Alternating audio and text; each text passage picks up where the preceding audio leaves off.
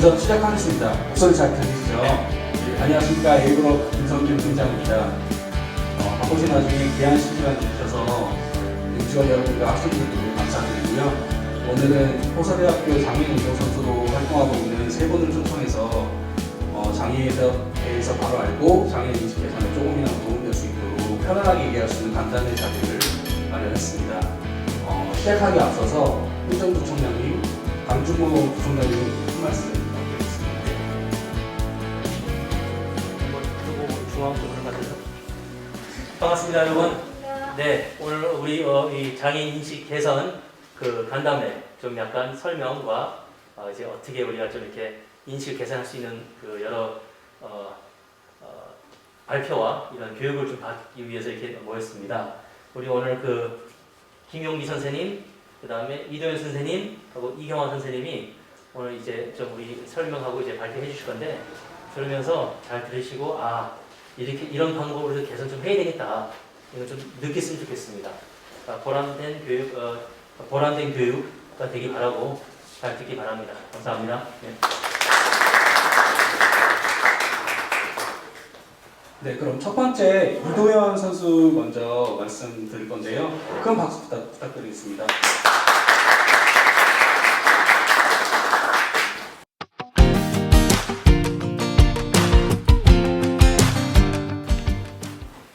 안녕하세요. 저는 이제 호서대학교 직장운동부로 있는 이도현 핸드사이클 이도현 선수거든요. 네, 오늘 너무 만나서 반갑고요. 이제 제가 이제 전문적인 뭐 강의하는 것도 아니고요. 그냥 평범한 주부에서 이제 운동만 하기 때문에 이제 이런 데는 좀 미숙하지만 오늘 이렇게 만난 것도 좋은 인연이니까 좋게 봐주시면 감사하겠습니다. 네, 좀 멋있지 않아요? 네, 멋있어요. 제가 봐도 참 멋있다고 생각하거든요. 이제 제가 큰 이력만 이렇게 써놨는데 제 나이 42살에 운동을 시작했거든요. 그래서 외국을 많이 다녀서 이제 좀 많은 성적도 내보고 또 제 2의 인생을 살고 있어요. 근데 제가 20살 때래요. 이게 제가 19살 때까지 정말 건강하게 정말 활발한 막 힘이 넘치는 그런 소녀로 잘 살다가 제가 이제 직업 군인도 한번 생각하고 그런 꿈도 갖고 살다가 20살 때 정말로 이제 그렇게 딱 졸업하자마자 아무것도 못 해보고 건물에서 이제 떨어지는 사고가 있었거든요. 떨어진 순간 하반신 마비로 이런 휠체어를 타는 이제 장애를 입게 됐어요. 근데 진짜 한순간이었어요. 그래서 장애는 정말 한순간이다. 그리고 나서 이제 집에서 얌전하게 그냥 있다가 운동을 시작했어요. 42살에. 저 자전거를 탔어요. 핸드사이클이라고 누워서 다리는 정말 가만히 모셔놓고 팔만 돌려서 이제 도로를 달리는 경기거든요. 그래서 저거 하고 또 우리가 평창 올림픽 있었잖아요. 그냥 하나로 양이 안 차서 또 평창 올림픽도 가보자 해가지고 또 스키도 타봤어요. 어차피 저것도 다리 안 쓰고 팔로만 돌리면 되니까. 그래서 제가 좀 팔이 좀 우리 보통보다 좀 굵어요. 어릴 때도 굵었지만 지금도 굵어요. 그래서 지금 현재 저는 이제 스키는 안 타지만 현재 저렇게 핸드사이클을 현재로도 타고 있고 앞으로도 당분 또 탈 거고. 그래서 제가 했던 것도 여러분한테 좀 알리고 싶어서 이 자리에 또 나왔습니다.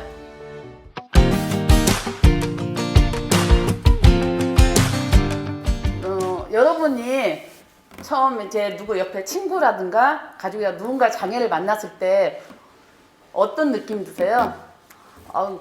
좀 왠지 가까이 갈 수 없는 그런 존재잖아요. 뭔지 모르게 불편해 보이고 가면 좀 어떤 게 뭐라고 할까 어려워할 것 같고 또 편하게 느껴지지 않잖아요. 뭐 말 한마디 거기도 그렇고. 그래서 저도 마찬가지인데요. 이제 좀 사람들 대하는 게 너무 어려웠어요. 이게 내가 스스로가 장애를 입었기 때문에 그냥 보통 비장인 거 저는 별개다 생각하고 다가갈 수가 없었고, 그 다음에 또 장애다 보니까 자신감도 떨어지고 그래서 저는요 장애 있고요 거의 15년 가까이 집에만 있었어요. 나올 수가 없었어요. 그 내 자신한테 좀 많이 부끄러웠고 그냥 장애라는 게 좀 창피했고 여러 가지로. 근데 장애를 인정하기 시작한 게요. 제가 기독교 신자는 아닌데 그래도 성경 말씀에 좋은 말씀 한 말씩 있잖아요. 뭐 범사에 감사하라. 그다음에 피할 수 없으면 즐겨라. 얼마 좋은 말씀들이 많아요. 그래서 나는 이제 어차피 나는 살아가는 동안 장애를 갖고 살 수밖에 없어요. 이거를 뭐 극복한다 그건 잘못된 거예요. 이겨낸다는 것도 잘못됐잖아요. 장애는 그냥 장애로 계속 살아야 되는데 이게 갑자기 일어나서 막 걸어다닐 수는 없잖아요. 그럼 이 상태로 난 즐겨야 된다. 그러면 어차피 살 거면 즐겁게 살자. 그리고 저한테는 딸이 셋이 있어요. 이제 우리 여러분보다 조금 큰 딸들 뭐 막내가 25살이니까 딸 셋이 있는데 그 딸들하고 같이 살면서 내가 열심히 살지 않으면 안 되는 거예요. 내가 열심히 살아야 우리 딸들도 열심히 살 수 있기 때문에 그래서 모든 걸 인정했어요. 열심히 살자. 그래서 지금은 하루하루 정말 열심히 살려고 노력하고 있습니다. 그래서 제가 22살 때 낳았고 큰딸 낳았거든요. 그리고 24살, 26살. 그다음에 빨리 낳고 그리고 42살 때부터 이제 내 마음대로 이제 인생을 제 2의 인생을 산 거예요. 이제 국가대표 한번 해보자. 어릴 때 아까 봤잖아요. 되게 튼튼했어요. 팔뚝도 그때도 되게 굵었고. 그래서 내가 좋아하는 운동을 한번 도전해보자.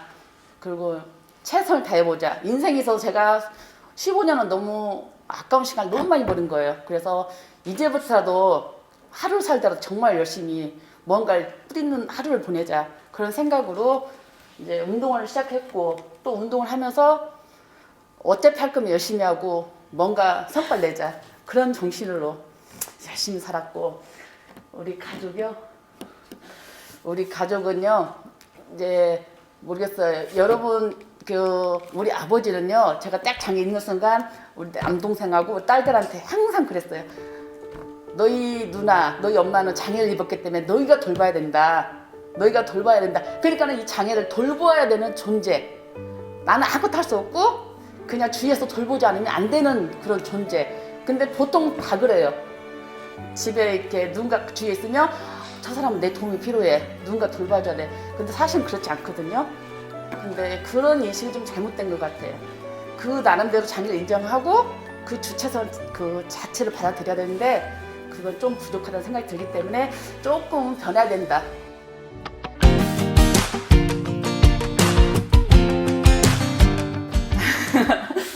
우리 이제부터 공부하게요. 우리 장애 덧은지 알아보게요. 장애의 정의부터요. 그냥 우리 유튜브 보다 그러고 어디 검색해도 그러고 요즘은 너무 잘 나왔어요. 그래서 제가 말하는 것보다 차라리 쳐져서 보는 게 더 빠를 수도 있거든요. 그래도 이런 자리를 주셨으니까 제가 조금은 공부하는 대로 좀 해보겠습니다. 이제 장애라는 것 자체는 신체적, 정신적으로 장애로 인해서 이제 일상생활, 사회생활, 직업생활에 이제 제약을 받는 자에 이제 의미를 하는 건데 그 중에서 이제 장애인복지법에서는 이제 일상생활과 사회생활에 제약을 받는 자를 의미하고 그다음에 장애인 고용 촉진 및 직업재활법에서는 이제 직업생활에 상당한 제약을 받는 자를 이제 그 장애인으로 이제 인식하고 있어요. 이제 이거는 재미없잖아요. 이제 조금 제가 또 개인적인 이야기 할게요. 죄송합니다. 개인적인 이야기 할게요. 이제 장애를 입고 이제 길을 가잖아요. 그러면 할머니들 그래요. 아이고 얼굴이 이쁜데 아이고 어쩌다 저렇게 사냐. 아이고 인물이 아깝네. 근데 이제 기분이 나쁠 수 있어요. 지나가는데 휠체어 타고 가는데 할머니들 한 말씀씩 꼭 그렇게 하고 가면은 근데 저는 그런 말 되게 좋았어요. 왜 좋은지 알아요? 그 앞에 무슨 말이 있어요? 얼굴도 이쁜데 인물도 되게 좋은데 저는 뭐 뒷말은 필요 없어요. 뭐 어차피 내 장애니까 그건 인정하는 거니까. 그래서 그 내가 얼굴이 이쁜가 봐. 누가 이쁘다고 안 해주거든요. 근데 할머니들은 꼭 아이고 아깝네 얼굴이 인물이 아깝네 그 말들이 되게 좋았어요. 그래서 저는 할머니들한테 아이고 할머니 저 얼굴 조금 이쁘죠? 아이고 근데 조금 이러죠? 그러면서 저는 항상 웃으면서 할 수 있었던 게 이쁘단 말이 좋아서. 그래서 저 그때부터 이쁜 줄 알고 착각하고 살아요. 만약에 할머니도 그런 말 안 해줬으면 이쁘다는 걸 못 느꼈는데 희한하게 할머니들이 그 말 많이 해주셔서 항상 감사해서 그냥 할머니들한테 그 뒤에 안쓰러워서 했던 말들은 그냥 안쓰러우니까 그런가 보다 하지만 아 그래도 날 칭찬해 주시는구나. 그래서 감사합니다 하고 왔어요. 매번. 아 그래서 그런 거예요. 그냥 우리가 어떻게 생각하는 거예요. 긍정적이냐 부정적이냐. 저는 그걸 긍정적으로 받아줬어요. 아 내가 몸이 불편해서 좀 안쓰러우신가 보다. 근데 그 와중에도 나에게 참 칭찬해 주시는구나. 근데 이제 우리 보통 부정적인 생각을 가졌을 때는 어떨 것 같아요? 내가 이거 휠체어 탄 거 뭐 내 맘대로 탄 거야? 어째서 탄 건데? 뭔 상관이야? 뭐 그럴 수도 있잖아요. 근데 저는 절대 그렇게 안 했어요. 감사합니다 말할 정도로 좋게 받아주고 그분들이 참 그래도 감사했어요. 그래서 저는 사탕 같은 거 있으면 꼭 하나씩 들고 오고 그 정도 했거든요.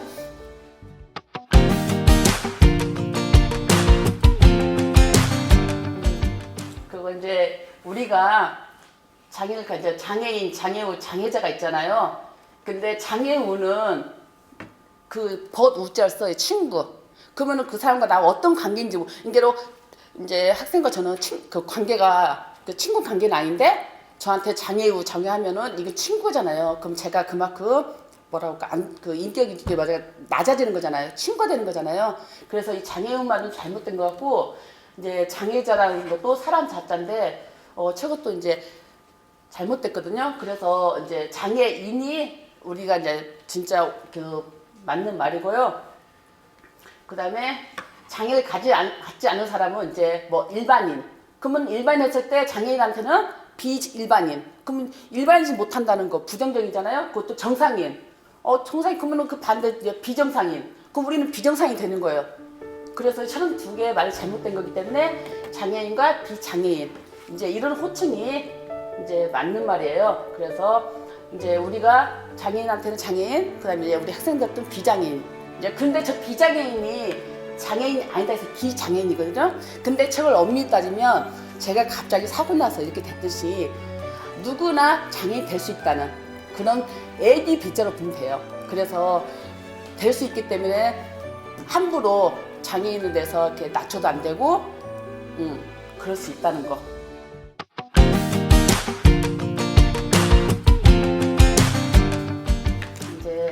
요즘에는 이제 예전에는 선천적인 것은 뭐 소아마비, 뇌성마비 이제 너무 가난 속에서 어쩌다 보니 그런 게 많았는데 지금은 이제 워낙 환경이나 뭐 문화가 많은 게 발달되고 있잖아요. 그다음에 후천적으로 사고도 많이 나고 또 질환도 많이 생겨서 지금 거의가 후천적 요인으로 장애인이 많이 생기고 있어요. 그래서 진짜 중요한 말은 누구도 장애인이 될 가능성에서 자유롭지 않습니다.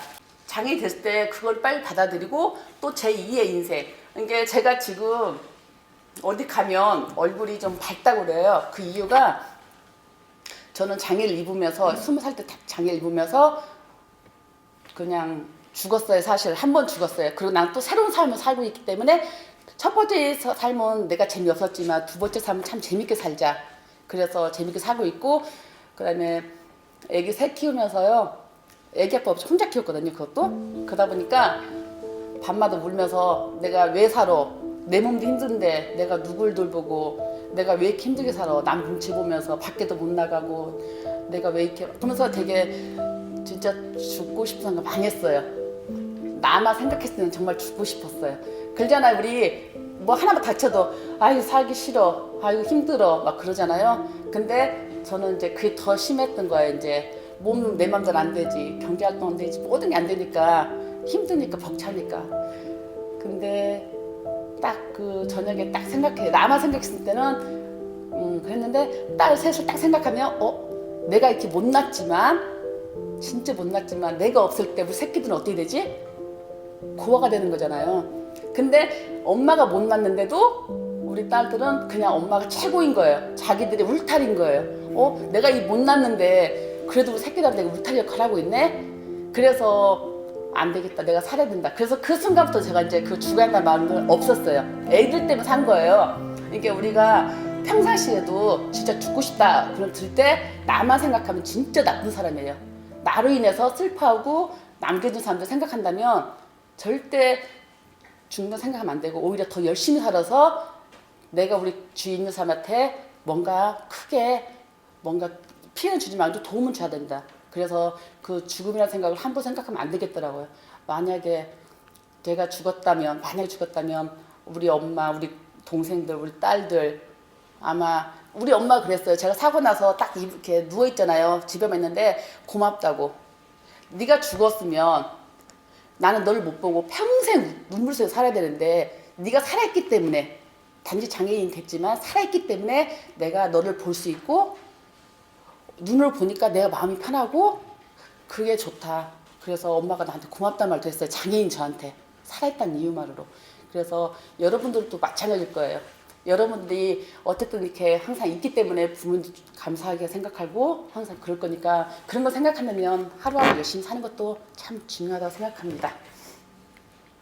그래서 이렇게 그러고요. 우리나라 인구의 이제 262만 명, 전체 5%래요 장애인이. 이제 질병도 많이 생기고 하다 보니까 그래서 6군데 한 가구이기 때문에 예전에는 제가 밖에 나가면 되게 이상하게 쳐다봤어요. 이제 시골에서 더 그래요. 이제 장애인이 흔치 않으니까. 근데 지금은 가면은 아 우리 누가 조카가 장애인인데 누가 그러다 보니까 너무 이제 가까운 거예요. 그래서 친숙하게 아 우리 집에도 이런 사람이 있어요. 그러면서 꺼리지 않는 거예요. 이렇게 바라보는 자세가. 그래서 우리는 지금 거의 평균적으로 6가구다 한 가구가는 장애인과 같이 거주하고 있다. 이제 그런 게 있고요.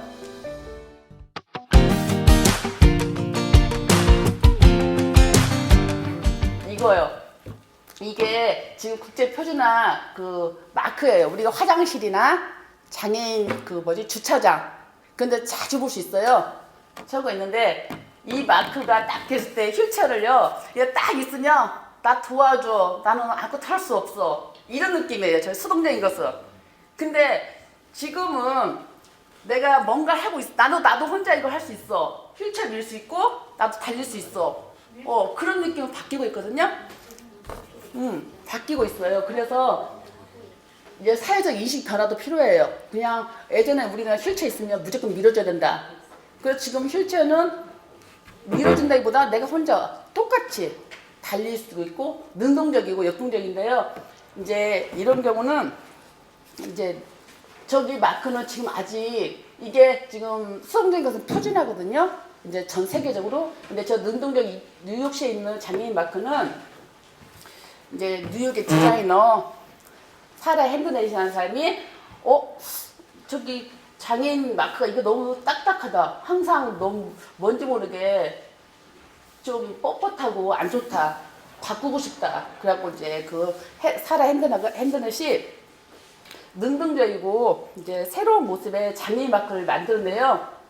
그래서 2014년 7월 달에 이게 46년 만에 뉴욕시는 처음 마크로 능동적인 마크로 이제 뉴욕시는 바뀌었거든요. 그래서 이제 전 세계적으로 마크도 바꿀 필요가 있다고 생각해요. 그냥 우리가 장애인이라서 꼭 이렇게 가만히 도움을 받는 존재가 아니기 때문에 그런 게 있고요. 이거요. 이게 꼭 휠체어가 탔다고 해서 장애를 가진 건 아니거든요. 제가요 집에서 이제 방바닥에 딱 있어요. 그리고 이제 AS 기사님 오셔요. 가전제품. 그러면은 안녕하세요. 이제 방바닥에 앉아서요.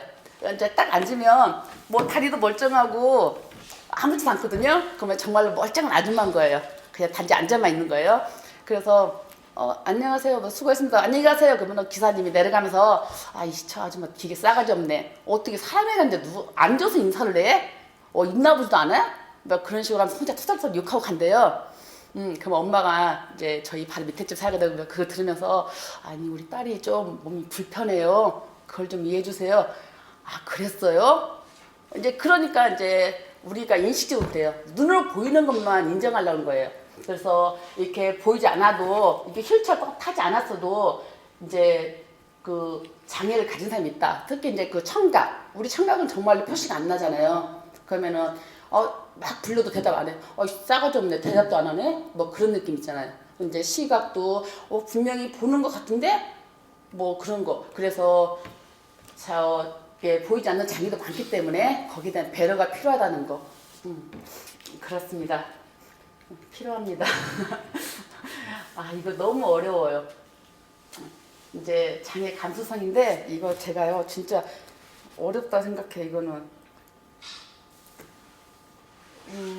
이게 장애인의 관점에서 이제 받아들이는 거거든요. 그러니까 장애인 관점에서 받아들였을 때 저 따로 그 받아들이는 이제 환경이나 문화적 그 받아들이는 요소가 다 다른데요. 사람마다 이제 그래서 장애인한테 이제 뭐 장애우라고 부른다든가 그러면 그 받아들이는 입장에서 기분 나쁠 수가 있거든요.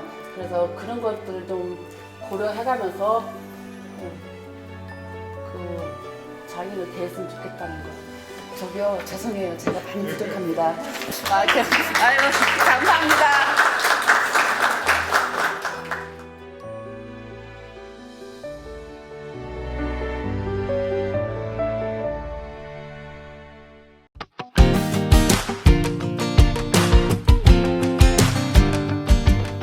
안녕하십니까.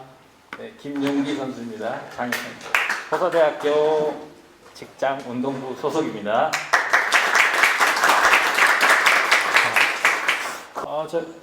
저기 지금 잘 나와있죠. 여기 인천 아시안게임 이관왕 잘 기억해 주세요. 아까는 뭐 패럴림픽 은메달도 있는데 제 유일한 자랑거리 전국체전 13관왕. 네, 자 기억해 주세요. 또 어디 가다가 보면 또 아는 체 해주시고. 저는 그 전라도에 다내장산을 한번 가보셨죠? 내장산 어디에 있죠? 전부 모르시네. 정읍 다 여기 학생들 아무도 안 가보셨어요? 저는 그 정읍에서도 한 40분을 더 들어가야 되는 정읍시 산내면이라는 곳에서 이제 아주 이제 산골에서 태어났어요. 근데 태어나자마자 진짜 며칠 안 돼서 저는 기억이 없어요. 우리 부모님이 그러시더라고. 기억이 없는데 며칠이 안 돼서 이제 어떤 고열이 나고 그랬는데 그 시골에서는 어떤 병원이나 예전에는 그런 게 없었던 것 같아요. 그래서 그거를 모르고 그냥 방치하고 이러고 있다가 나중에 이제 소아마비라는 판정을 받았던 것 같아요. 그래서 그때는 사실 저희 부모님은 제가 죽을지도 모르겠다 이런 생각을 하셨던 것 같아요. 그래서 어떤 이런 호적이라고 그러죠. 이런 것도 안 올리고 있다가 이제 나중에 살아나니까 이제 그때 올린 것 같아요. 그러니까 그게 저한테는 제 2의 인생이겠죠. 네. 그러니까 이제 그때 제가 태어나지 않았다면, 만약에 살아나지 못했다면 지금 여기 선생님들과 우리 학생들과 만날 수도 없었을 거라고 저는 생각을 해요.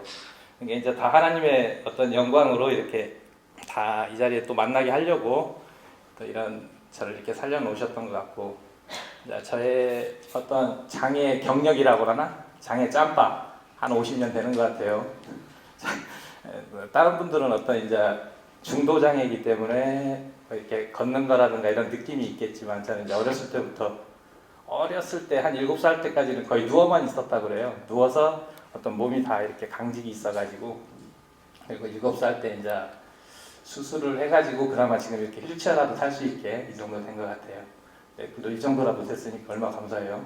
네. 그리고 이제 저는 이제 학교를 다닐 때 아까 이도현 선생님께서도 말씀하셨지만 이렇게 그때는 목발을 짚고 다녔던 것 같아요. 근데 이렇게 학교를 이렇게 한 400m, 뭐 한 500m 됐던 것 같아요. 집에까지 학교까지 거리가. 근데 그 갈 때마다 어르신들이 아우 저 이쁜 거 어쩌까, 아이고 이쁜 것이 앞으로 어떻게 살란가 이런 말씀들을 많이 하셨던 것 같아요. 제가 이제 운동생활하면서 선진국을 가면 이런 것들이 없어요. 이런 이렇게 안쓰러워하고 이런 것들이 없는데 중국의 대회를 몇 번 갔는데 짜요 하면서 막 다 이러세요. 그 나머지 이제 중국어로 하니까 제가 뭔 말인지 못 알아듣겠죠. 어떤 그렇게 이제 그런 삶을 이제 이렇게 제가 살고 있었고, 이제 그래도 나름대로 이제 잘 살아가지고 이제 지금은 제 주변에서 이제 농담으로 이제 일반인들하고 이제 생활을 많이 하니까 이제 저하고 같이 있는 분들은 저한테 이제 장애인이라고 안 그래요. 제가 농담으로 야 나 장애인이야 그러면 아이 너 거짓말하지 마 너 장애인 아니야 이제 이런 식으로 많이 하거든요.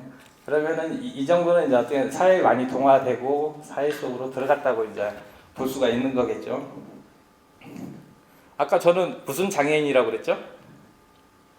여기 다 마스크 벗어. 전부 마스크를 벗으세요. 아까 제가 소아마비 장애인이라고 그랬잖아요. 이게 저는 어떤 이런 장애를 인정하는데 모르겠어요. 언제 인정했는가는 저는 뭐 사실 모르죠. 장애를. 근데 이제 제가 이렇게 추측을 해보면 제가 이제 학교 다닐 때 어떤 같은 이렇게 친구들은 체육 시간이나 이럴 때 이제 밖에 나가서 달리기도 하고 이런 것들을 하는데 저는 항상 그럴 때는 그냥 어느 한쪽에 앉아서 이제 구경만 하고 그랬었던 것 같아요. 근데 이제 제가 그런 것들이 한 초등학교 2학년, 3학년 됐을 때부터는 내가 자네보다 잘하는 게 있어야 되겠구나. 그래서 어떤 이제 다른 뭐 국어라든가 산수라든가 이런 그때는 슬기로운 생활, 바른 생활 이제 그런 것들을 더 열심히 해가지고 그 친구들보다 더 잘했던 것 같아요. 그래가지고 그 친구들도 이제 자연스럽게 이제 저한테 다가오고 모르는 게 있으면 물어도 보고. 여기 혹시 여러분들 중에 달인 김병만 아세요? 김병만 제 책가방 들고 다녔어. 학교 때. 진짜예요. 농담 아니에요. 이제 그렇게 아이들하고 그렇게 친하게 됐던 것 같아요. 그래서 그때부터 저는 장애라는 거를 이거 뭐 별거 아니구나. 그냥 내가 이 친구들보다 잘하는 게 있고 그러면은 또 서로 커버해 줄 수 있는 부분이 있겠구나. 그렇게 생활하면서 살았던 것 같아요. 그리고 이제 뭐 그렇게 살다가 제가 이제 이 운동을 접하게 된 계기는 1988년도에 우리나라에서 무엇이 열렸죠? 올림픽. 그렇죠. 올림픽이 열림과 동시에 장애인 패럴림픽도 같이 열렸거든요.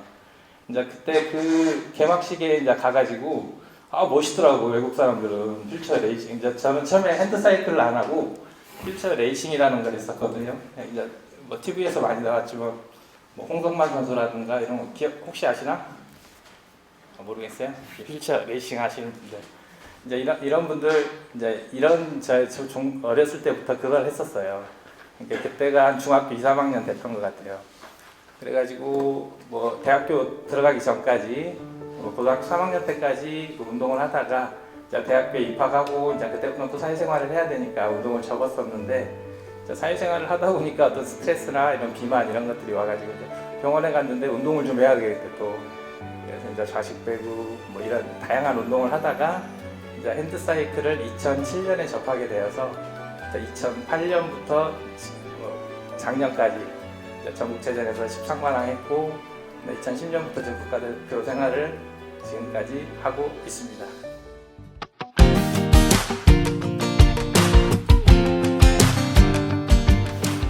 자, 이번 시간은 좀 딱딱할 수도 있어요. 이제 뭐 장애 유형 15가지에 대해서 우리가 한번 이제 알아봐야 되니까 우리가 이제 여기 있는 친구들도 이제 주변에 장애 이렇게 가지신 친구들이 좀 있나요?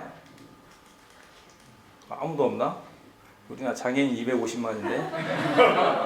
이제 우리나라에서 이제 법으로 정하고 있는 장애 유형이 15가지가 있어요. 지금 뭐 잘 모르실 거야 대체적으로. 그러죠? 아시는 분 있나? 정확하게? 모르면 모른다고 대답을 해주셔야지. 네, 좋았어요. 이게 우리나라에서는 총 15가지의 장애를 분류하고 있어요.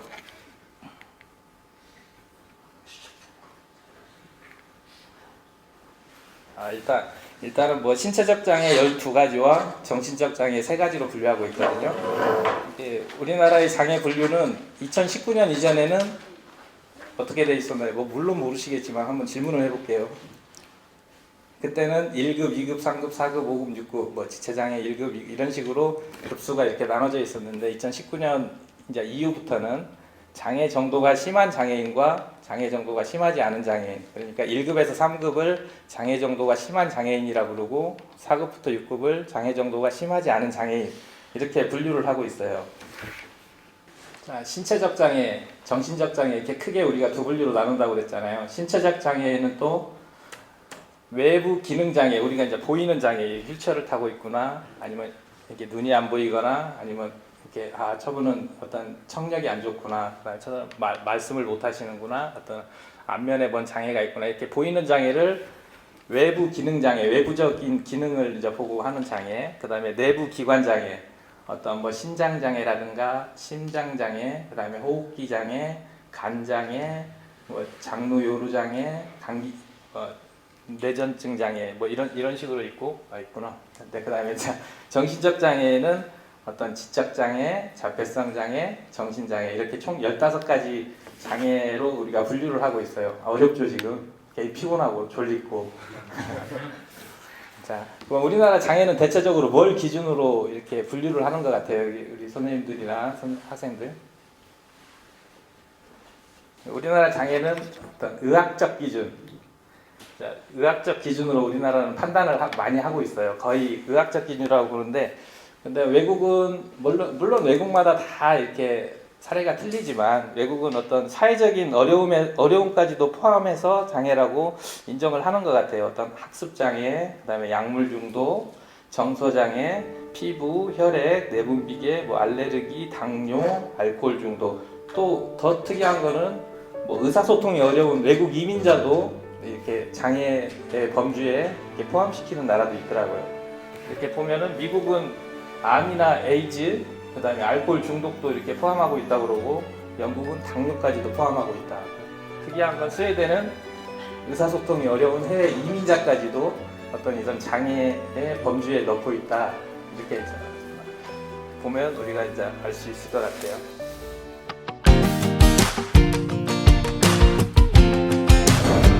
그럼 우리가 이제 장애 유형 15가지에 대해서 한 가지 간략하게 설명드릴게요. 다 피곤하니까. 네, 물 한 잔씩. 자, 물 한 잔씩 드세요. 물 한 잔씩. 피곤해 보여. 피곤해 보여요, 다들. 자, 아까 우리나라 장애 인구가 대체적으로 어느 정도나 된다고 그랬죠? 네, 250만, 대략적으로 5%. 이건 이제 등록 장애인 기준으로인데, 이렇게 표면적으로 보면 한 10% 정도 된다고 이렇게 통계는 그렇게 예상을 하고 있어요. 근데 이제 장애인이란 걸 이렇게 내세우기 싫어서 등록하지 않은 장애인 포함이니까 등록 장애인 기준은 250만. 지체 장애가 그 중에 250만 중에 2019년 기준 한 46.7%를 차지하고 있다 그래요. 어떤 분들을 지체 장애라고 할 수 있을까요? 저도 지체 장애, 이렇게 이제 어떤 절단이라든지 골절, 아니면 화상 등과 같은 이런 다양한 요인으로 인해서 관절이라든지 근육, 이러한 정형외과적인 치료 손상이 이루어졌을 때 우리는 일반적으로 그런 부분을 지체 장애라고 할 수 있어요. 지체 장애가 발생하는 원인으로는 어떤 신경계라든지 근골격계라든지 다양한 원인에 의해서 발생할 수 있고, 또 한 번 발생하면 아마 거의 반영구적으로 가는 경우가 많아요. 근데 이제 앞으로 의학 기술이 더 발전해서 이런 뭐 재생할 수 있는 기술이 빨리 와가지고, 저도 이렇게 앉아서 강의 안 하고 딱 벌떡 일어나가지고, 예전에 황우석 박사님이 개발하시다가 실패하신 줄기세포 이런 것들이 있으면 아까 여기 나오셨던 세 분은 아마 다 일어서서 강의하고 있거나 아니면 못 만났을 거예요, 우리가.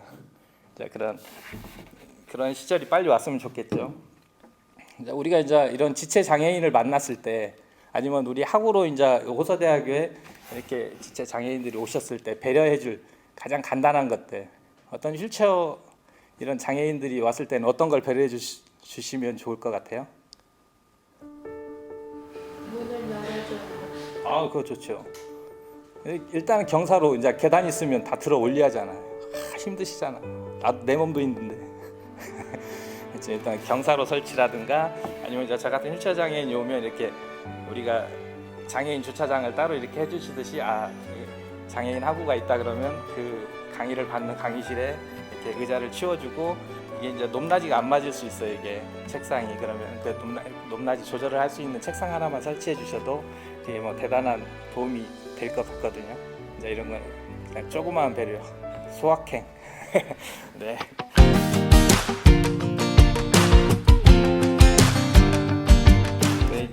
이런 게 이제 지체 장애인이고, 그다음에 이제 그다음으로는 뇌병변 장애에 대해서 한번 우리가 생각해 보게요. 뇌병변 장애, 중추신경. 우리가 중추신경을 뭐라 그러죠? 이게 의사 선생님이 없으시니까 뇌와 척수를 우리는 중추신경이라고 그래요. 이게 이 중추신경은 우리 몸은 어떤 수족의 어떤 세포로 이루어진다 그러잖아요. 근데 그 중에서 중추신경에 가장 많은 세포들이 분포한다 그래요. 근데 이런 중추신경 손상으로 인해서 어떤 복합적인 장애, 뇌성마비라든지 그다음에 외상성 뇌손상, 뇌졸중 등 뇌 기질적 병변으로 인해서 보행이라든지 다양한 신체적, 정신적 기능이라든지 활동에 제약이 따르는 장애를 우리는 뇌병변 장애라고 그래요. 뇌병변 장애 중에 가장 대표적인 게 어떤 뇌성마비 장애들, 또 경직되신 분들 있잖아요. 뇌성마비. 그런 뇌성마비는 뭐 2세 이전에 다 발병한다고 그러니까. 그다음에 우리가 이제 나이 들면 발병할 수 있는 것들 있잖아요. 몸 관리 잘못해가지고. 뇌졸중. 뇌졸중은 어떤 걸 뇌졸중이라고 그러죠? 그 뇌출혈하고 뇌경색을 합쳐서 이제 우리는 뇌졸중이라고 그러거든요. 뇌출혈은 뇌가 어떻게 된 거죠? 터진 거. 역시 부총장님 최고. 그다음에 뇌경색은 뇌가 막히는 거. 이런 이제 이렇게 나이가 드시면 뇌가 터지거나 뇌가 막히는 증상들이 있어서 우리도 그분들도 이렇게 뇌병변 장애에 속하시는 분들이거든요. 똑같은 이게 뇌가 터지고 막히더라도 왼쪽 뇌, 오른쪽 뇌 어느 쪽이 터지고 막혔을 때 우리가 더 불행할까요? 왼쪽. 이렇게 우리가 왼쪽 뇌가 터지면 오른쪽이 마비가 되거든요. 그리고 오른쪽이 터지면 왼쪽이 마비가 되는데 이게 왼쪽 뇌가 터지면 우리나라 인구의 90%는 오른손잡이기 때문에 이게 마비가 되거나 그리고 또 왼쪽이 터지다 보면 어떤 언어 장애가 와요 같이. 그러니까 어차피 터질 거면 오른쪽이 터져야 돼요. 그러니까 이게 어디에 터지냐에 따라서 이제 이러한 또 장애들이 발생하는 그게 틀리기 때문에. 자, 그다음에 이제 시각 장애에 대해서 한번 알아볼게요. 너무 늦으면은 또 뭐라 하니까.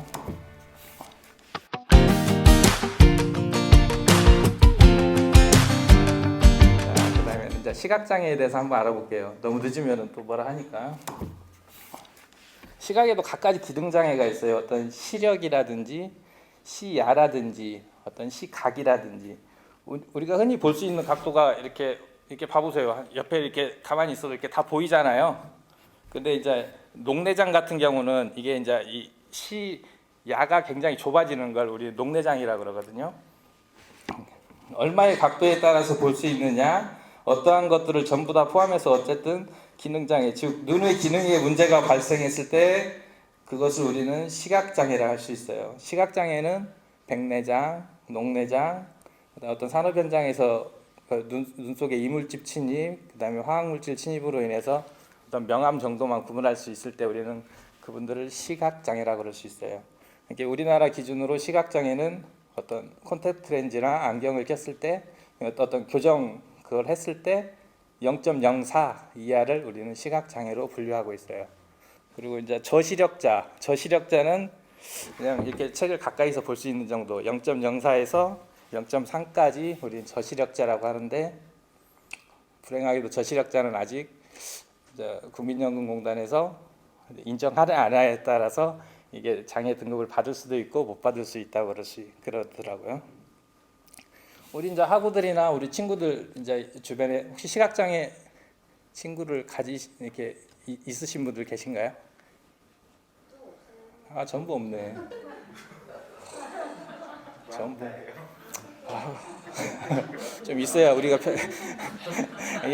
이제 시각 장애우가 우리 학교에 왔거나 이럴 때 우리가 이제 그냥 배려해 줄 수 있는 사항은 어떤 걸 간단하게 물론 데려다도 주고 문도 열어주고 이런 거지만 시각 장애우 분들한테는 이렇게 어떤 지시대명사를 쓰면 안 된다고 그래요. 내가 직접 물어봤어 시각 장애인한테 이것 저것 그거 그들은 보이지가 않기 때문에 이것 하면 저 사람 뭐 하는 거야 나한테 이렇게 생각할 수가 있거든요. 자, 이거는 물병, 이거는 어떤 볼펜, 어떤 우리 부총장님 이렇게 정확하게 이렇게 명칭을 해주셔야 그분들이 불편하지 않다고 제가 직접 며칠 전에 시각장애우 분한테 물어봤습니다.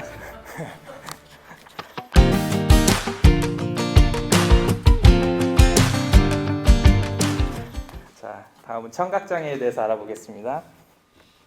청각장애는 어떤 평행기능 장애로 귀에서부터 뇌까지 소리를 전달하는 과정에서 일부 어딘가에 장애가 발생해서 소리를 듣지 못하거나 소리의 뜻을 정확하게 구분하지 못하는 장애를 우리는 청각장애라고 부르고 있습니다. 청각장애의 90%는 후천적으로 발생한다고 하고 있습니다. 우리가 청각장애 분들을 만났을 때 어떤 소통의 방법이 있어야 될 거 아니에요. 그럴 방법은 어떤 것이 있을까요? 수어. 그 다음에 청각장애인 본인은 보청기를 끼고 계시면 더 좋을 것이고, 그 다음에 지금 코로나 사태로 전부 마스크를 쓰고 있으니까 우리 구화라는 게 있는데 그거를 잘 못하는 것 같아요. 요즘은 이렇게 다 마스크를 쓰고 입 모양을 보고 이렇게 서로 대화를 하는 건데, 천천히 이제 우리가 청각 장애우분을 만났을 때 구화, 그래갖고 입 모양을 천천히 이렇게 해주시면 그분들이 다 알아들을 수가 있거든요. 근데 지금 다 마스크를 쓰고 계시니까 구화는 지금 상당히 힘들어져서 어떤 그런 게 좀 애로사항이 있는 것도 같아요. 아니면 그다음에 이제 어떤 메모지에 필담을 나눈다거나 이런 방법으로 우리가 소통할 수 있는 방법이 있겠죠. 근데 지금 재작년은 계속 우리가 비대면 수업 많이 했잖아요. 우리 호서대학교도 비대면 수업 많이 했죠. 안 했나요? 이제 그때 우리 청각 장애우분들이 많이 소외를 당했다고 신문 기사를 본 적이 있습니다.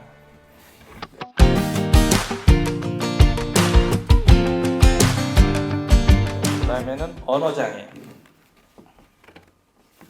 언어장애는 어떤 상대방의 말을 듣고 말을 하는 과정 중에서 음성이나 언어 기능의 이상으로 의사소통이 잘 이루어지지 않는 장애를 우리는 언어장애라고 말할 수 있습니다.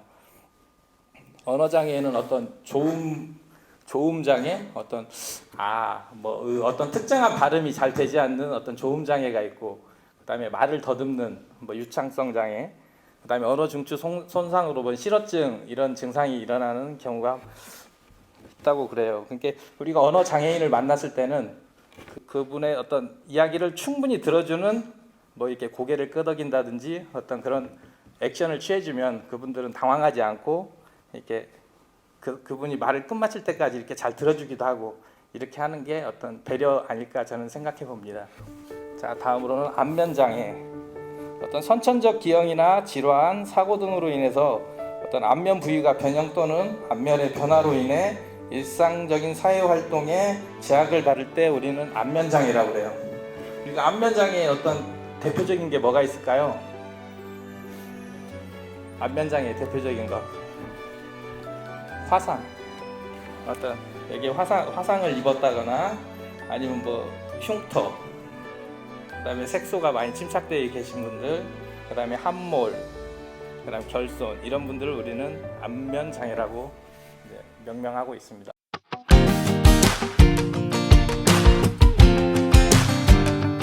우리 지금 몇 가지 했죠?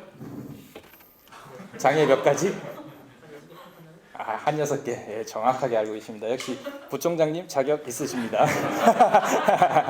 우리가 지금 외부 기능장애, 외부로 보이는 지체장애, 뇌병변장애, 시각장애, 청각장애, 언어장애, 안면장애, 이렇게 지금 6가지를 했어요. 제가 이제 퀴즈 낼 거예요. 퀴즈. 네, 다음 퀴즈. 상품은 이따 개인적으로 사인해 드리겠습니다. 자, 우리 여기 스티븐 호킹 박사님 계시잖아요. 천체 물리학자. 이분이 대한민국에서 태어나셨다면 어떤 장애 등급을 가지고 계실까요? 뇌병변. 오, 좋아요. 뇌병변 장애가 심한 장애인. 네, 이렇게 뇌병변. 그다음에 우리 그 옆에 계시는 헬렌 켈러 여사님, 우리 어렸을 때 많이 배우고 여기 다 아실 거예요. 우리 헬렌 켈러 여사님은 어떤 장애를 가지고 계셨죠? 3가지의 장애를 가지고 계셨다고 저 학교에서 배운 것 같아요. 듣지도, 보지도, 말하지도. 그러면 이 3가지가 어떤 걸까요? 시각, 청각, 언어장애. 네, 이 3가지를 극복하시고 세계적인 어떤 사업가와 작가로서 이렇게 명성을 날리신 분입니다. 네, 여기까지가 우리가 지금 외부 기능 장애에 대해서 알아봤습니다. 이제 내부 기관 장애 6개에 관해서 한번 알아볼게요.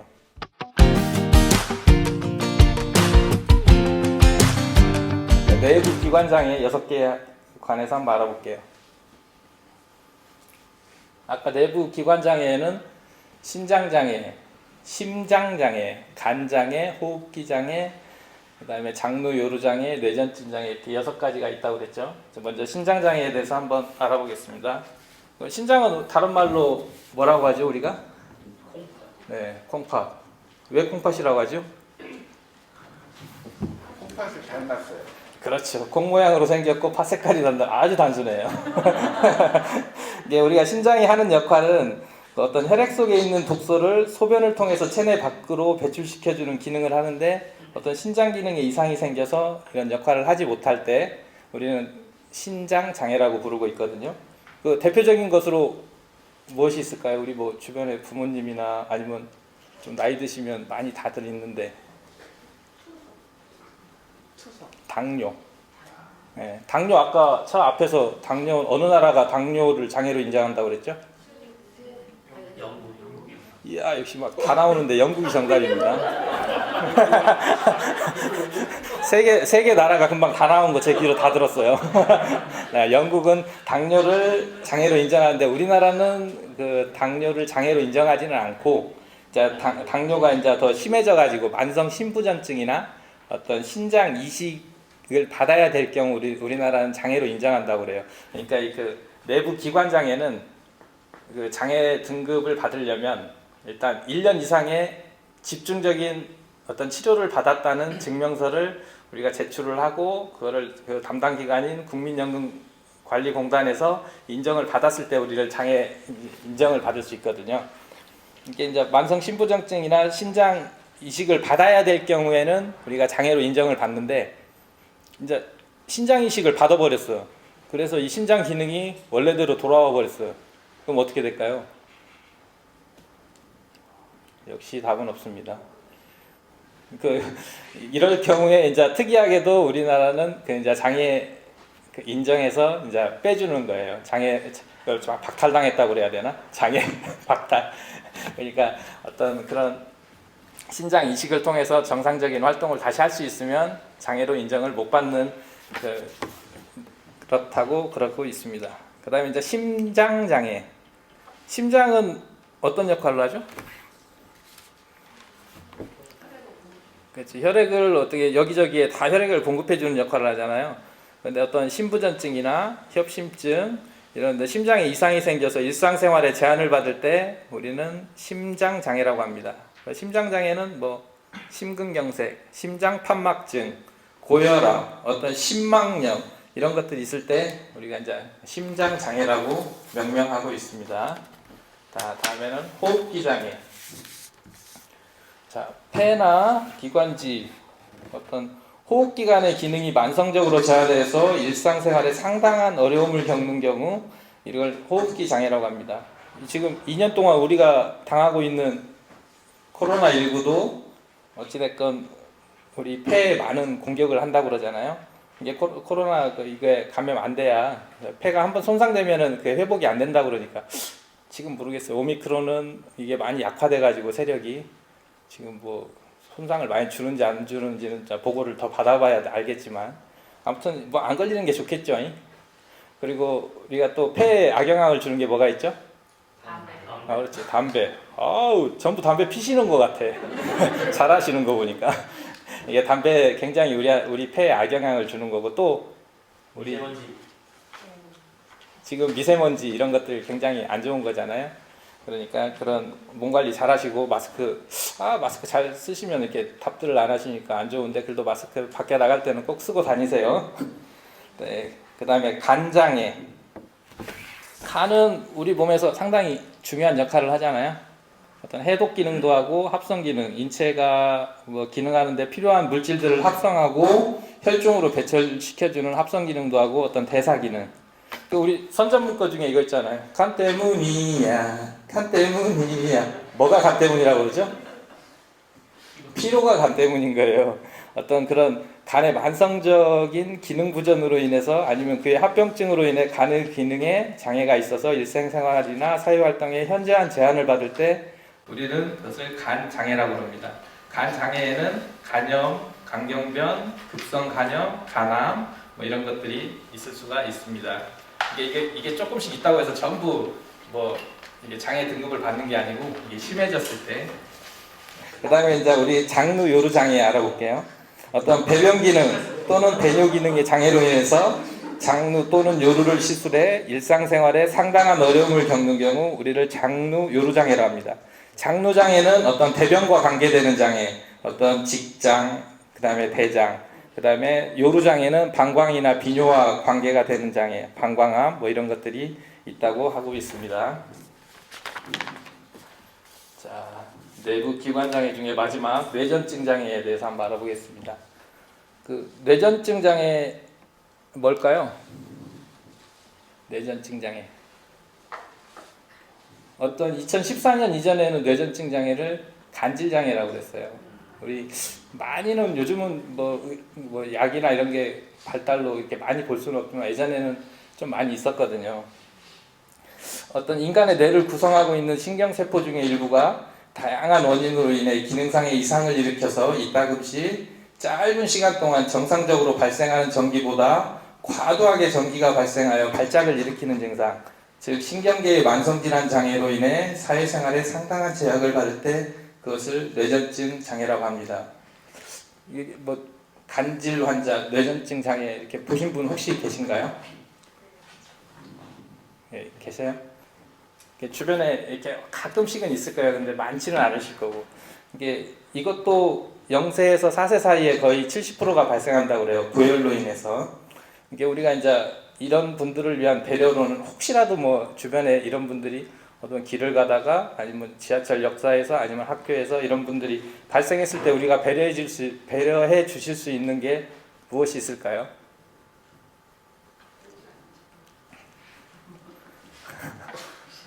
그러니까 이런 분들이 이렇게 혹시 이렇게 발작을 일으키시는 분이 있으면 어떤 그분들을 제압하거나 어떤 다른 데로 끌고 가거나 이러려고 하지 말고 이제 그분들이 이렇게 다치지 않게 주변 상황만 좀 정리를 해주시면 이제 그분들은 이제 이렇게 금방 발작이 뭐 2, 3분 하고 이제 이렇게 다시 일상생활로 복귀를 하니까 이제 주변 물건들만 넘어져서 발작하는 시간 동안 다치지 않게만 해주고 아니면 혀나 이런 걸 깨물지 않게 그런 것만 좀 조율해주면 될 것 같아요. 이게 우리가 이제 여기 이렇게 계신 분들 뭐 이제 우리 선생님들이라 이렇게 많이 계시지만 우리가 이제 농담 삼아서 지랄하고 있네. 이건 지랄은 무엇일까요? 간질의 비속어예요. 우리 이제 그 말을 이렇게 사용 안 하시는 게 어떻게 좋을 것 같아요. 이게 지랄하고 있네 이런 말 많이 사용하지 않으시기를 바랍니다. 자, 지금까지 내부 기관 장애 6개에 관해서 알아봤습니다.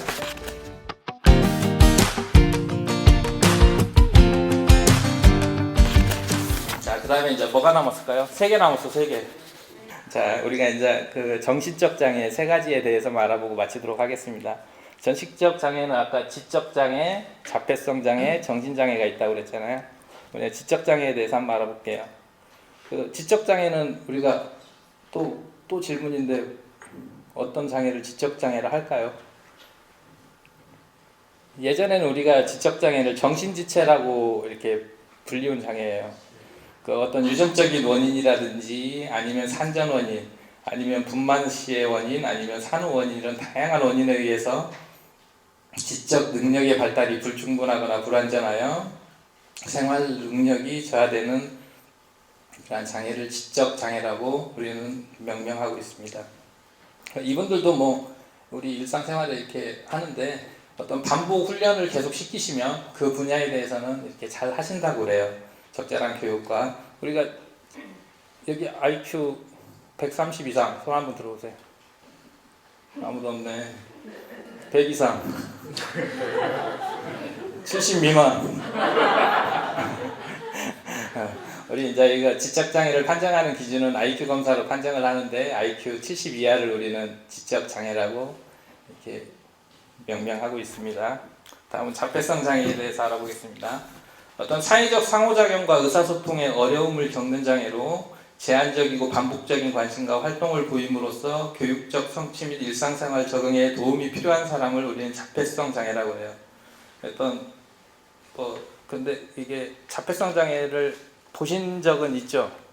많이 있을 것 같은데 자폐성 장애는 영화에서도 나왔고, 예.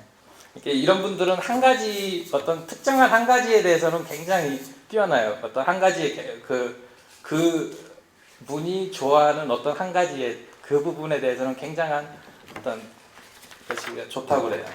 자, 다음은 마지막 정신장애에 대해서 알아보겠습니다. 우리가 정상과 정신장애를 구분하는 데는 참 애매모호한 게 있지 않나요? 그렇죠. 그 기준이 뭐냐에 따라 정상이 될 수 있고 정신장애가 될 수 있잖아요. 저도 때때로는 누군가로부터 정상이 아니게 비춰줄 수 있잖아요. 지금도 정상 아니게 비춰줄 수 있지만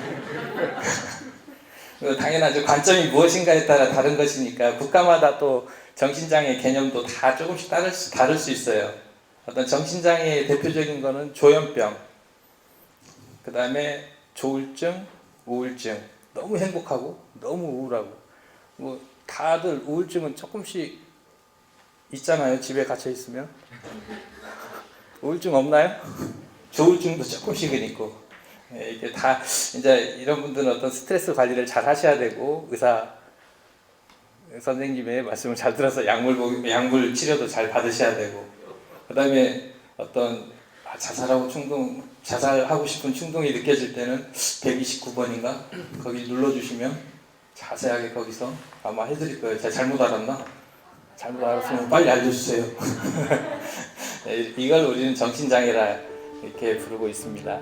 그러니까 우리가 오늘 간략하게 알아본 15가지 장애에 대해서 뭐 이게 다 외우라고 하지 않을게요. 그냥 이런 장애들이 있구나.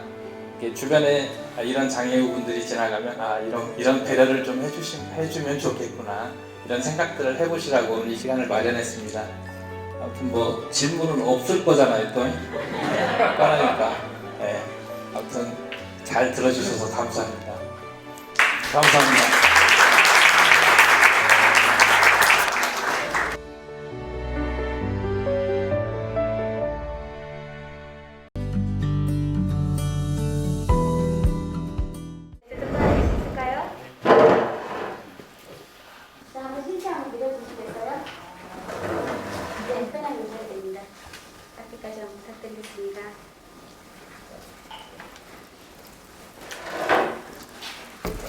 감사합니다. 제가 조금 전에 모자 쓴 친구라고 불렀잖아요. 저는 모자 쓴 친구랑 똑같아요. 저도 휠체어를 탔을 뿐이지 여러분들과 똑같은 사람입니다. 그것을 말하기 위해서 제가 모자 쓴 친구라고 이야기를 한 거예요. 안녕하세요. 핸드사이클 선수 이경아입니다. 만나서 반갑습니다. 저도 이런 강의를 해보지 않아가지고 많이 떨립니다. 여러분들과 함께 그러나 이런 시간을 가지게 된 게 너무 감사해요. 아까 이도현 선수가 여러분들한테 질문이 있냐고 이야기했을 때 질문이 없는 게 당연해요. 왜? 모자스 친구 오른쪽에 친구 알아요? 네. 알아요? 네. 왼쪽 친구는 알아요? 네. 알아요? 좀 모른다고 이야기를 해주길 바랬어요. 왜? 몰라야 되는 친구는 내가 이 친구를 모르는데 뭔 질문을 하겠어요. 그죠? 우리가 어느 정도 아는 친구야만이 궁금한 것도 있고 질문도 있는 거예요. 아무런 관심이 없고 아무런 나한테 시선이 갈 필요가 없는 선수한테는 누구한테 선수가 아니라 사람한테는 질문이 없는 게 당연한 것 같아요. 그러나 여러분들이 오늘 이런 시간을 가져서 장애인들에 대해서 생각하고 조금 더 가까이 가는 길이 되었으면 좋겠습니다. 설명하기도 전에 떨려가지고 큰일 났습니다. 자, 한번 해보겠습니다. 저는 핸드사이클 선수이고요. 저도 이쁘다 소리 들었는데 저 얼굴은 아마 훈련하면서 까매져 가지고 있어가지고 아마 조금 안 이쁜 것 같아요. 예쁩니다. 감사합니다. 너무 감사해요. 잠깐 머리 한번 만지고요. 제 삶 속은 항상 장애와 함께하는 길이었기 때문에 더 어려운 말들을 조금 피해 나가서 설명하는 길이 아닐까 싶어서 제 이야기를 잠깐 드리겠습니다. 저는 처음 어렸을 때부터 소아마비라는 장애를 가지고 태어났어요. 그러나 어렸을 때부터 예전에는 소아마비라는 것이 예방접종을 하지 않아가지고 오는 질병이었거든요. 그런데 그때 당시는 그래도 소아마비라고 해도 이렇게 휠체어는 타지 않았어요. 그나마 약간 저는 정도, 우리 주위에 보면 약간 다리가 짧아서 저는 경우가 많잖아요. 그런 것처럼 저도 다리를 저는 장애인이었습니다. 그러나 아버지께서 저렇게 이쁜 얼굴, 아까 봤지만 이렇게 이쁜 얼굴을 가지고 시집을 못 갈까봐 걱정을 하셨나 봐요. 그래서 제가 10대 후반쯤 아버지께서는 어디선가 들어오셨는지 수술을 해줘야 되겠다. 수술을 하면 달릴 수도 있고 뛸 수도 있고 또 좋은 곳에 시집도 갈 수 있다고 했어요. 근데 좋은 수술을 해서 좋은 결과를 가져왔으면 좋았는데 도리어 더 좋지 않은 결과를 가져왔습니다. 왜냐? 일어나지도 앉지도 못했습니다. 그래서 저는 생각했습니다. 그렇지만 나이가 10대다 보니까 10대 후반이다 보니까 나에게 주어진 것은 딱 하나의 방법밖에 없었어요. 죽어야 되겠다. 나는 이 세상에서 살 필요가 없다. 그래서 매일 먹는 약을 차곡차곡 모았습니다. 내가 할 수 있는 거란 화장실도 못 가. 그렇다고 밥을 먹었는데 이 손도 지금은 움직이지만 손도 못 움직였어요. 먹으면 흐르고 먹으면 흐르고 누군가 꼭 도움이 필요해가지고 도와줘야 될 그런 상황이었습니다. 그래서 약을 먹을 때마다 뱉어서 모아놓고 어느 순간인가 약이 모아졌어요. 아, 나도 이제 죽을 수 있는 기회가 왔구나. 내가 할 수 있는 뭔가가 있구나 라고 생각하고 약을 먹었습니다. 근데 약을 그렇게 많이 먹었는데도 실패했어요. 죽지를 않더라고요. 어린 나이에 그렇게 많은 약을 먹으면 죽을 수 있을 거라고 생각했는데 죽지를 않았더라고요. 부모님들은 울고 난리가 났죠. 그래서 다음 약 먹을 때는 엄마가 꼭 약 먹고 먹는 것을 확인했어요. 그러다 시간이 지나니까 어느 정도 얘는 이제 안심을 할 수 있을 정도로 이제 약을 잘 챙겨 먹으니까 안심은 했지만 난 이제 세상 밖으로 갈 수 있는 기회가 없다는 것을 알기 때문에 다시 약을 모으기 시작했어요. 그때보다 더 많은 약을 모았어요. 더 많은 약을 먹고 다시 시도를 했습니다. 근데 그것도 실패겠죠. 그러니까 여기 이렇게 있겠죠. 실패했습니다. 나는 정말 할 수 있는 일이 아무것도 없구나. 내가 죽고 싶은 목숨마저도 나한테 내 건데 이것도 내 게라고 저는 그때 당시 제 거라고 생각했어요. 근데 제 목숨마저도 제가 함부로 할 수 없는 죽음마저도 제가 선택할 수 없는 길임에 너무나 울었습니다. 맨날 며칠 울고 또 울고. 그러나 운다고 되는 게 아니었어요. 그러면서 어느 순간에 제가 재활이라고 하기보다는 강압적인 훈련을 하기 시작한 거예요. 아버지께서 딸을 시집 좋게 보내고 시집 좋은 곳에 보내고 싶었는데 도리어 앉지도 못하는 상황이 왔으니 아버지로서는 죄책감이 많이 느껴지신 거예요. 그래서 재활이 아니라 완전 훈련이 너무 힘들다 보니까 아버지께서 계속 일어나라고 안아가지고 막 질질 꺾고 다니고 막 이랬거든요. 그래서 아버지한테 하는 말이 그랬어요. 아버지 나 안 걸어도 좋아요. 걷기 싫어요. 아빠 나 걷기 싫어. 나 걷기 싫으니까 이거 운동하기 싫어. 너무나 힘들었어요. 그래서 지금 이 훈련이 제가 힘들다고 해도 사이클 타면서 어느 정도 이겨내는 게 아마 그때 힘들었던 게 저한테 몸에 빼어서 그렇지 않나라는 생각이 잠시 들어요. 그런 와중에 저는 호서대학교가 이런 이야기를 해도 되겠죠. 저는 하나님을 만났어요.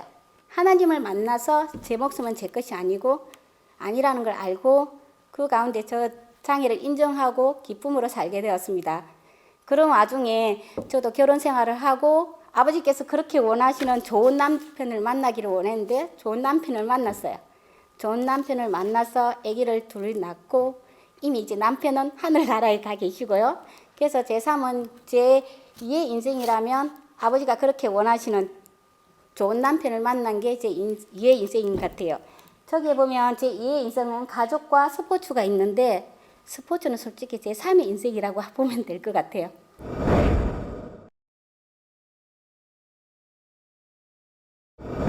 그래서 저는 그렇게 해서 제 장애를 어느 순간에 그냥 나 불편할 뿐이야. 저 친구 모자 썼죠. 모자 쓴 친구처럼 그냥 저는 휠체어 탈 뿐이고 눈이 큰 친구처럼 저도 휠체어 탄 친구 그냥 사람이에요. 눈이 큰 친구가 있다고 아, 너 눈이 크니까 이상해? 라고는 하지 않잖아요. 그죠? 그것처럼 그냥 저희는 휠체어를 탔을 뿐이에요. 그러나 불편하지 않는 건 아니에요. 불편함은 분명히 있어요. 모자 썼을 때 비가 오고 햇빛을 가려줄 때는 좋은데 머리가 가렵잖아요. 솔직히. 그죠? 그런 것과 같이 불편함이 그냥 일상생활에 우리가 있는 거예요. 자체적으로. 근데 거기에서 뭐 장애로 봐가지고 이렇게 굳이 분류할 필요는 없다는 거죠. 그죠?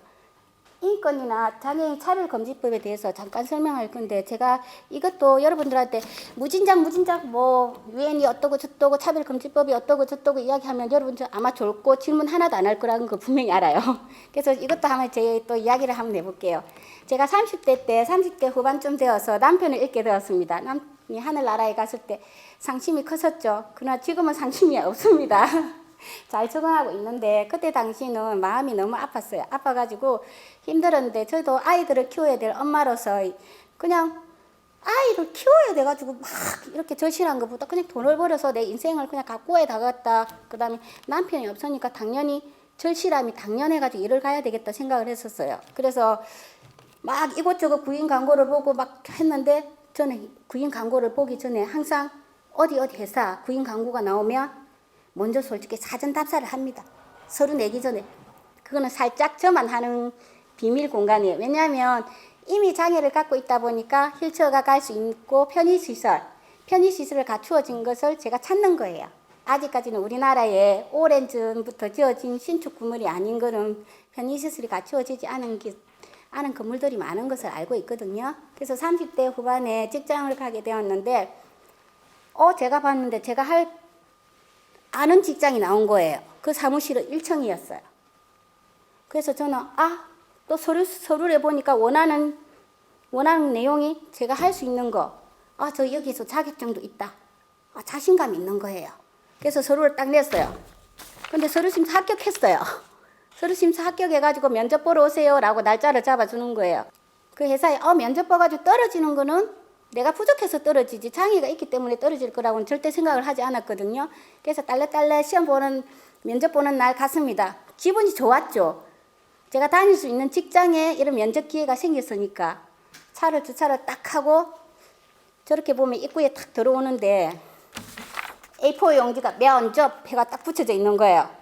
근데 이런 게 있었어요. 빵!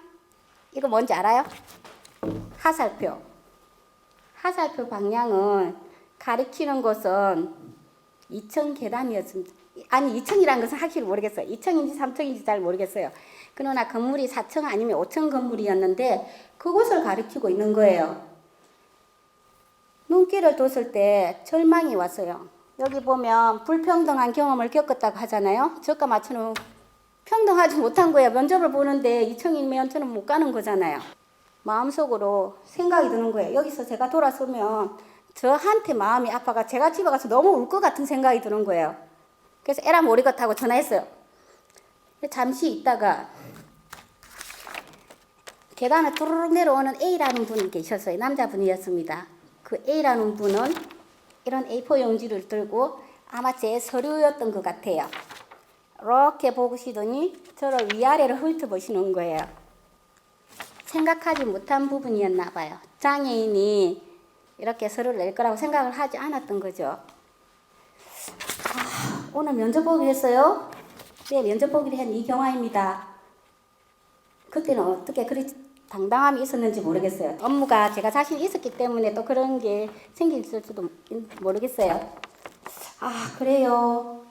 한참 이렇게 보시더니 저를 또 위아래로 보시던 거예요. 이미 저는 마음에 상처를 받았습니다. 왜 그럴까요? 나를 훑어보고 있다는 것을 이미 제가 느끼기 때문이죠. 아까 장애인 감수성이라고 느꼈잖아요. 우리 장애인 감수성만 아니라 모든 사람은 감수성이 있잖아요. 이미 저는 마음에 상처를 받았어요. 그러나 상처받은 것을 표내기 싫었어요.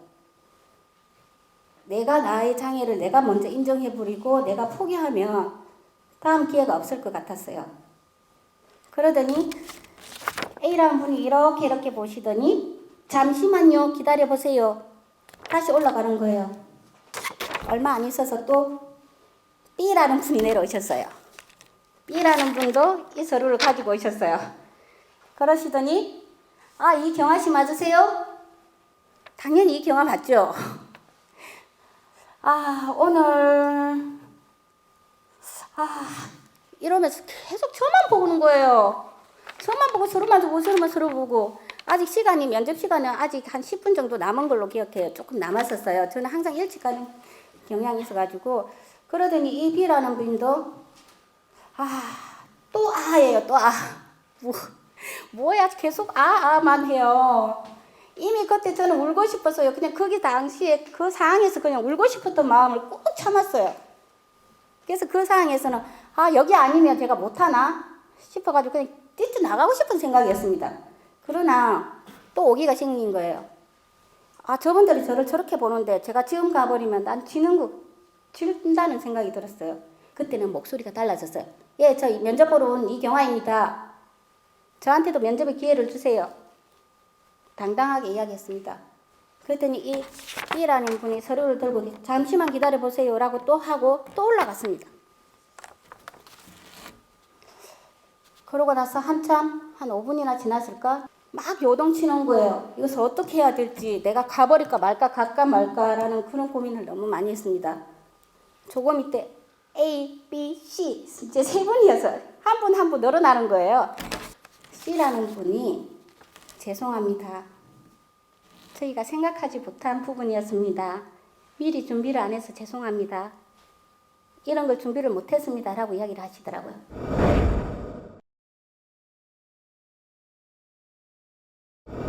C라는 분이 죄송합니다. 저희가 생각하지 못한 부분이었습니다. 미리 준비를 안 해서 죄송합니다. 이런 걸 준비를 못했습니다. 라고 이야기를 하시더라고요. 그때 저는 잘했다.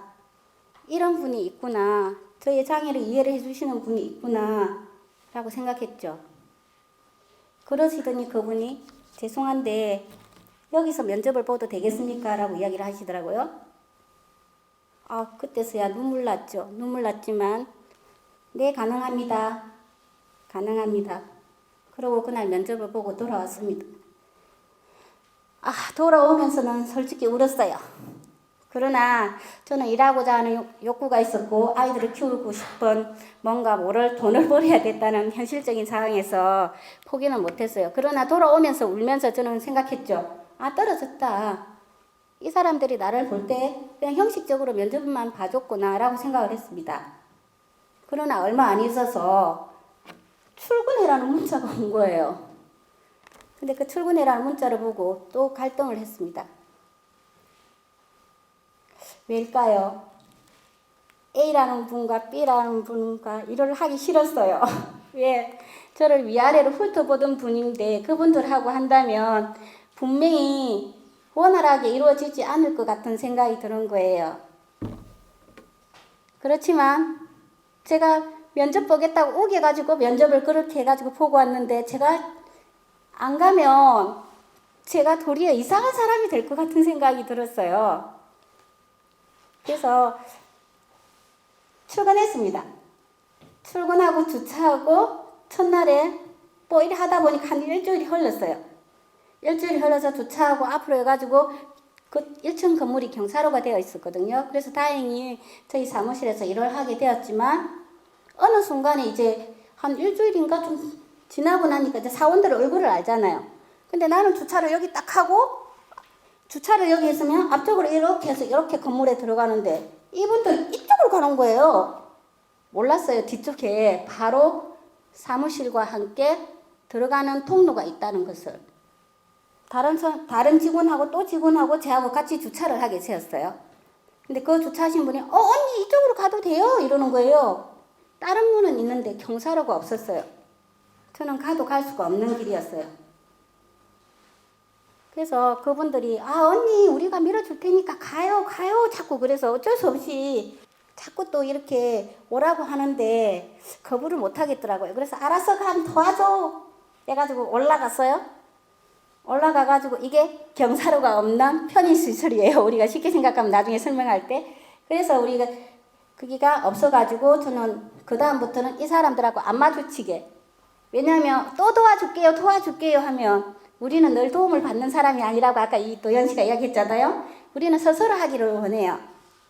누군가 꼭 도움을 바랄 때는 제가 아까 손들은 모자 친구 저 좀 도와주세요 라고 했듯이 항상 장애인들은 먼저 원할 때 도와주시는 게 맞는 말이에요.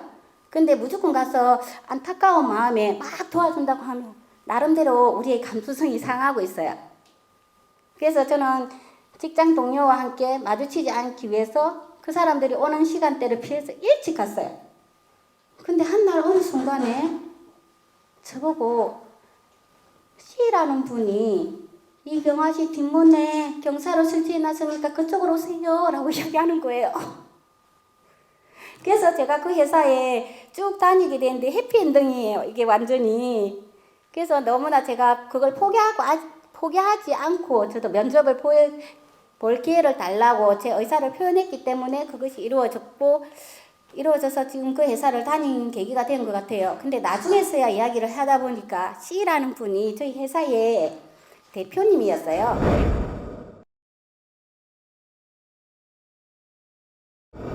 대표님이라는 걸 알게 되고 대표님과 이야기를 나눌 때 대표님이 그랬어요. 경아 씨 때문에 많은 것을 알았다. 자기가 장애인 단체에 봉사를 한다고는 말을 하지만 너무나도 몰랐던 부분들이 너무 많았다. 우리는 사회에 약한 자를 돕는다고 돕고 있지만 모르는 부분들이 너무 많아요. 우리도 옆에 아까 모자 쓴 친구 오늘 자꾸 그러면서 미안해요. 기분 나쁜가요? 옆에 친구한테 관심이 내가 도와준다고 아무리 해도 관심이 없으면 이 친구가 정말 뭘 싫어하고 뭘 좋아하는지 모르잖아. 그죠?